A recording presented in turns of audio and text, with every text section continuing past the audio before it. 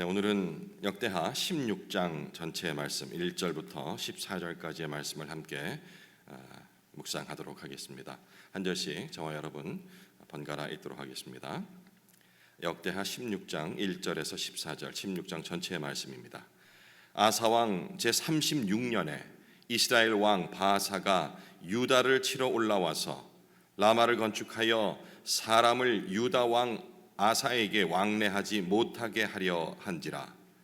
아사가 여호와의 전 곳간과 왕궁 곳간에 은금을 내어다가 다메섹에 사는 아람 왕 벤하닷에게 보내며 이르되, 내 아버지와 당신의 아버지 사이와 같이 나와 당신 사이에 약조하자. 내가 당신에게 은금을 보내노니 와서 이스라엘 왕 바아사와 세운 약조를 깨뜨려 그가 나를 떠나라 하라 하매, 벤하닷이 아사 왕의 말을 듣고 그의 군대 지휘관들을 보내어 이스라엘 성읍들을 치되 이온과 단과 아벨마임과 납달리의 모든 국고 성들을 쳤더니 바아사가 듣고 라마 건축하는 일을 포기하고 그 공사를 그친지라. 아사 왕이 온 유다 무리를 거느리고 바아사가 라마를 건축하던 돌과 제목을 운반하여다가 게바와 미스바를 건축하였더라. 그때의 선견자 하나니가 유다 왕 아사에게 나와서 그에게 이르되, 왕이 아람 왕을 의지하고 왕의 하나님 여호와를 의지하지 아니하였으므로 아람 왕의 군대가 왕의 손에서 벗어났나이다.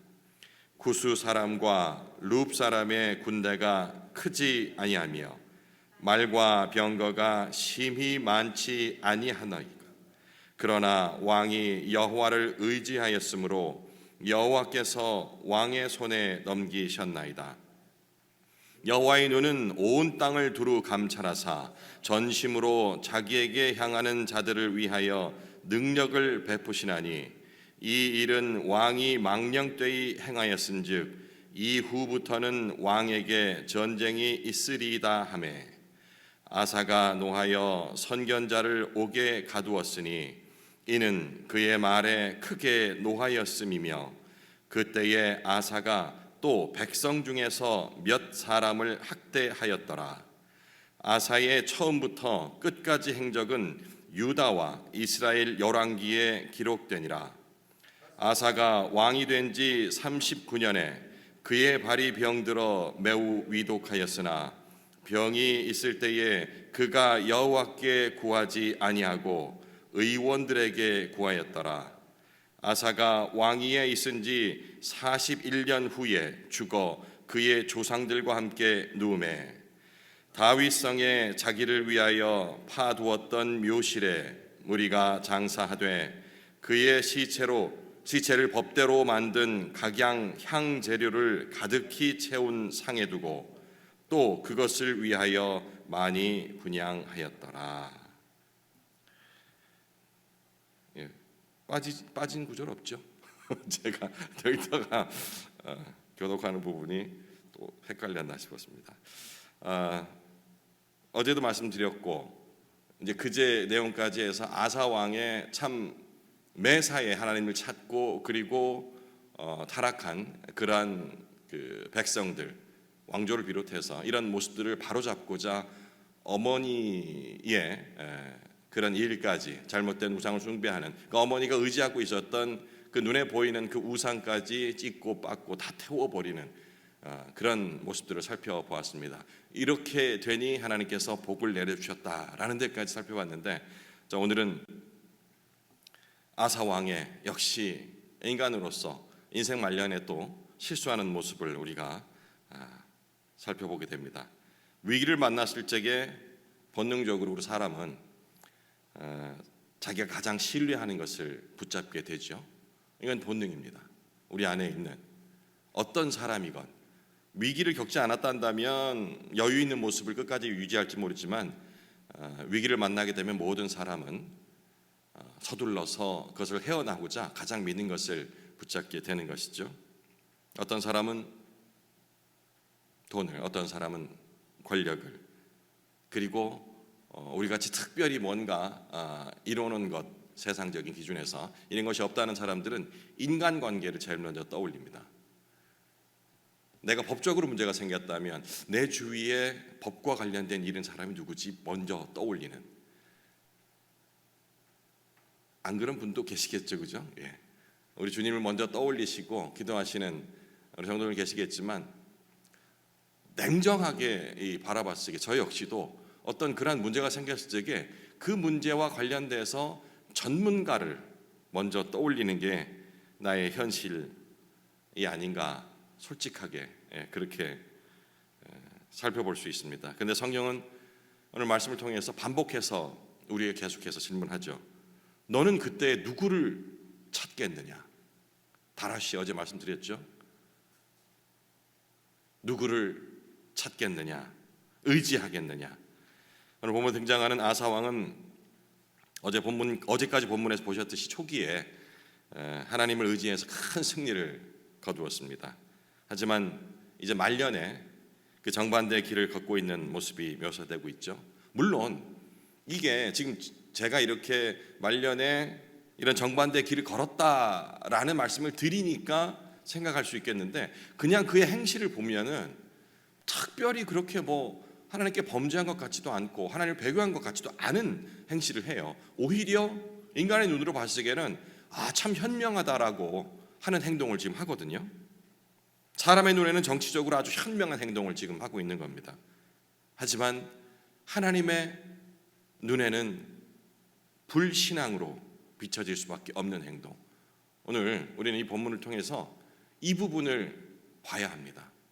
내가 사람이 봤을 때 혹은 우리 믿는 공동체 내에서 봤을 때에도 참 저 자매는 훌륭한 것 같아, 우리 장로님은 그 행실들을 보았을 적에 모든 것이 하나님께서 기뻐하실 거야 라고 사람에게 칭찬을 받을지라도 어쩌면 하나님 눈에는 옳지 않은 그런 선택을 할 수도 있다라는 그러한 전제를 두고서 오늘 말씀을 읽게 되면 아주 풍성한 은혜, 그리고 나를 똑바로 바라볼 수 있는 시각이 형성이 되지 않을까 싶습니다.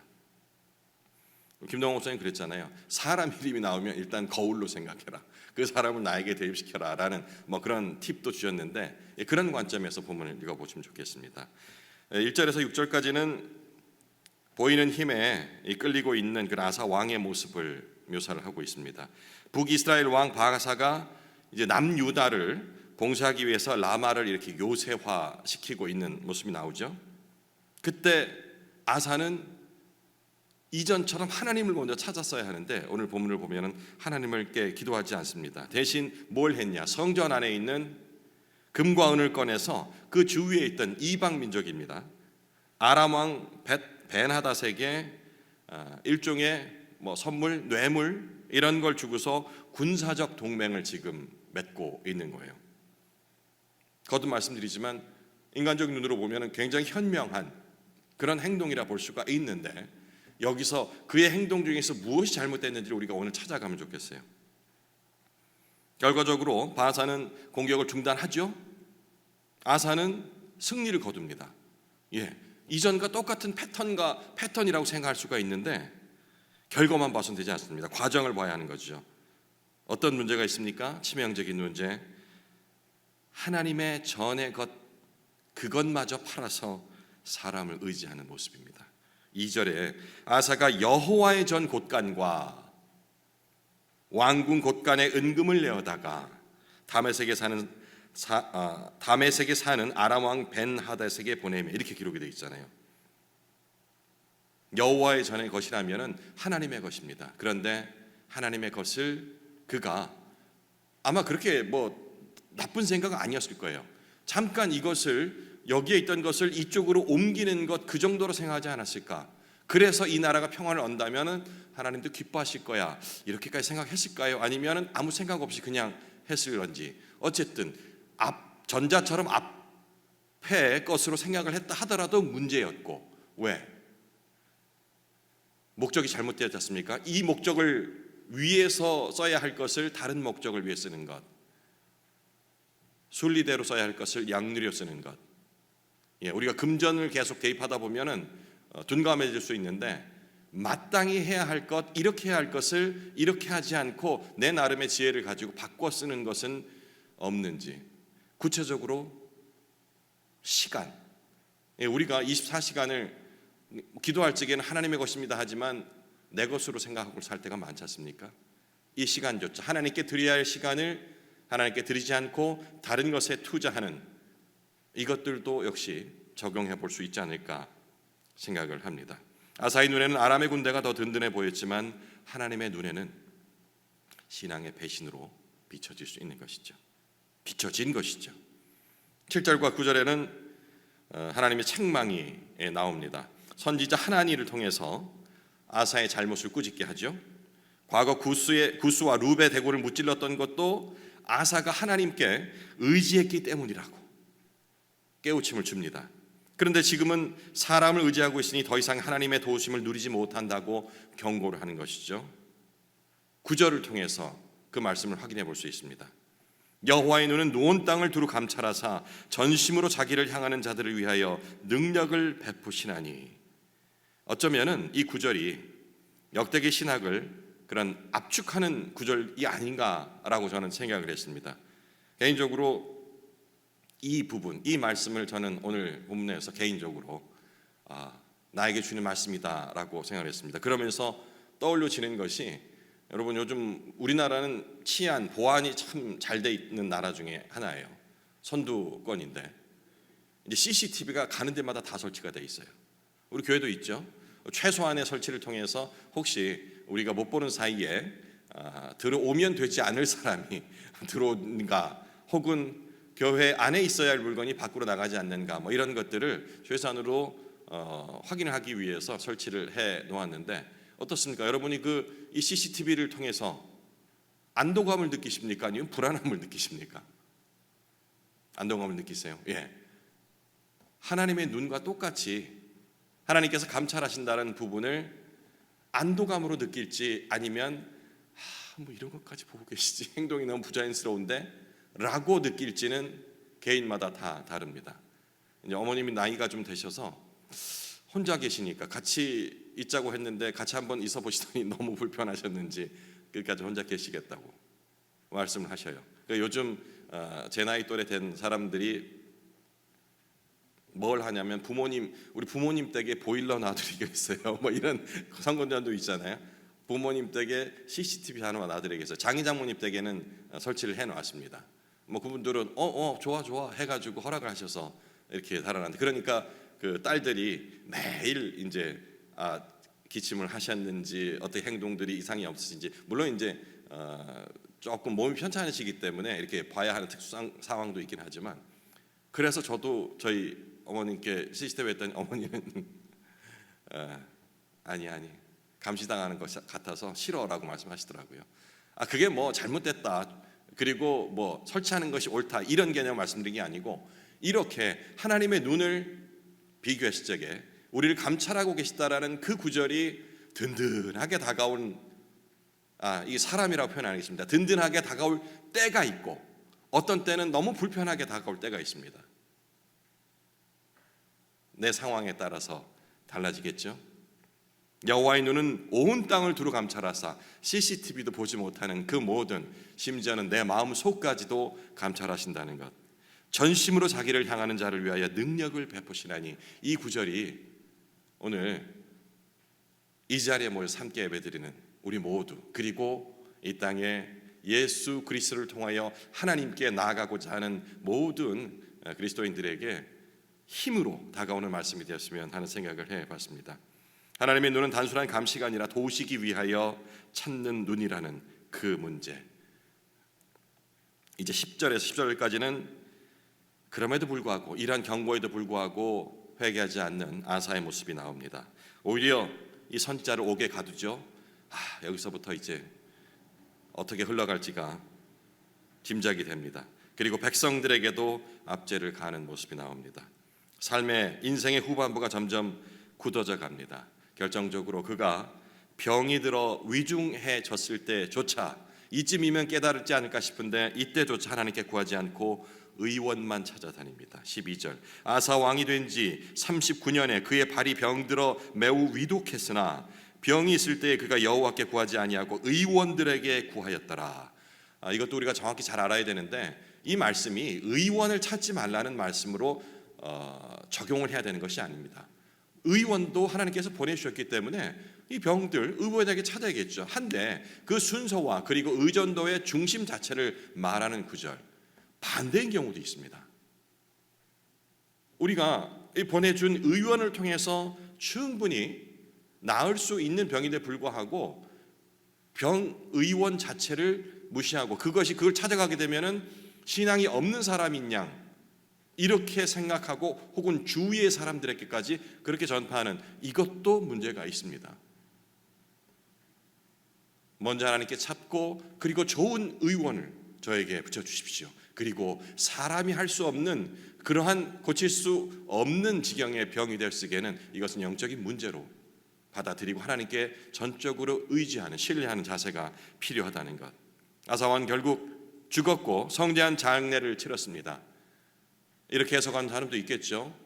그 중간 관계는 다 빼고서 이렇게 하나님의 복대로 살다가 그의 수명대로 다 하고 갔다라는 적용을 할 수도 있겠습니다만은 우리는 여기서 영적인 평가를 냉정하게 할 수 있어야 할 것입니다. 아사의 문제는 단순히 의료인을 찾았다는 것이 아니라 끝까지 하나님께 의지하지 않았다는 그런 태도에 있다는 것.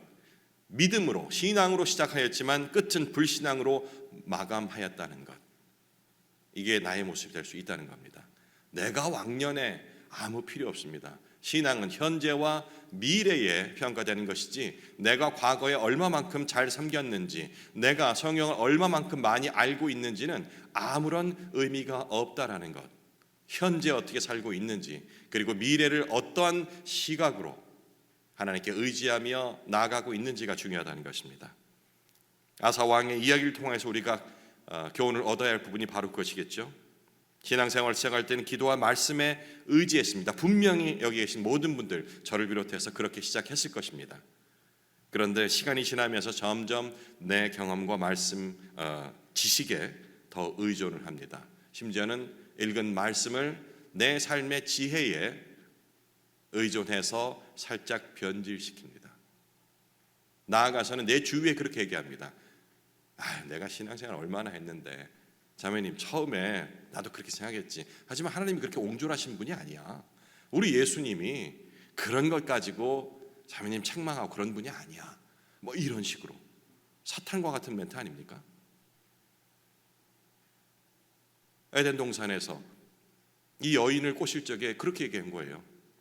명령한 것이 아닙니다. 진짜? 하나님이 이걸 먹지 말라 하셨어? 뭐 이런 식의 근본적인 우리 의식의 흔듦 여기에 무너지는 거예요. 신앙생활을 오래 한다는 것은 그만큼 이러한 형식이나 이런 순서에 익숙해졌다는 거예요.